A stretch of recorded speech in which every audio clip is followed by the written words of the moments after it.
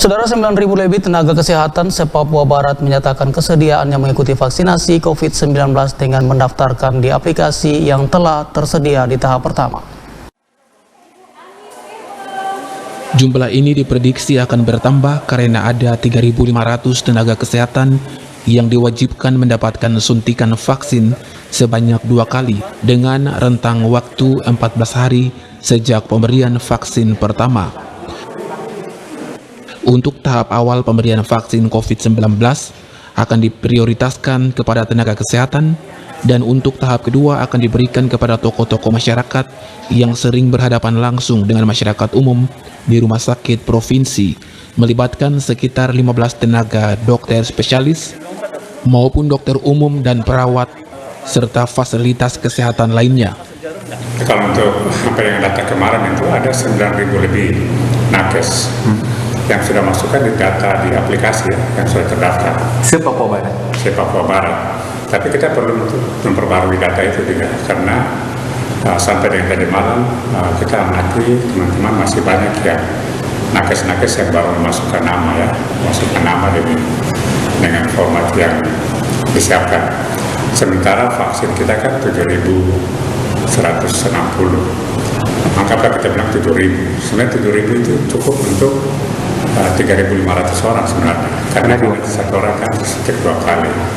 Jadi kalau 9.000 atau anggaplah 10.000 tenaga kesehatan, paling tidak kita butuh 20.000 dosis vaksin. Itu baru tenaga kesehatan. Nah, kemudian nanti yang berikut itu orang-orang atau tokoh-tokoh publik yang sering melayani atau berinteraksi dengan banyak orang. Sebenarnya kalau untuk pemberian vaksin ini ada namanya Komda KIPI. Komda KIPI itu kepanjangan dari kejadian ikutan pasca imunisasi. Itu di mana-mana. Jadi itu sudah terbentuk bagian dari sistem yang dibentuk oleh tim kesehatan untuk mengawal proses pemberian imunisasi baik kepada orang dewasa atau anak-anak. Seperti begitu, tim kesehatan sudah terbentuk, dan itu kalau kita lihat itu kita butuh sekitar 15-20 orang tenaga kesehatan yang kita sudah buat dalam alur. Salah satu petugas medis di Rumah Sakit Umum Provinsi yang akan terlibat menyuntikan vaksin COVID-19 mengungkapkan ruangan khusus emergensi dengan 2 tempat tidur telah disiapkan mengantisipasi hal-hal yang tidak diinginkan pasca pemberian vaksin bersama alat monitor serangan jantung, tabung oksigen, dan alat pencegah sesak nafas, dan obat-obatan khusus lainnya untuk mendukung kelancaran vaksinasi. Ini kan ruangan emergensi, jadi segala kemungkinan kedaruratan kita siapkan. Salah satunya kan serangan jantung juga tuh. Ini monitor, bisa pantau detak jantung, saturasi oksigen, seperti itu.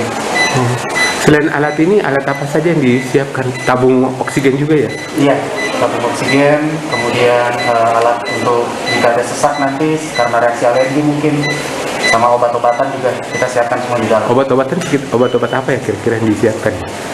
Biasanya kita takutkan reaksi alergi dari pemberian vaksin, jadi obat-obat anti alergi, obat-obat epinefrin, seperti itu.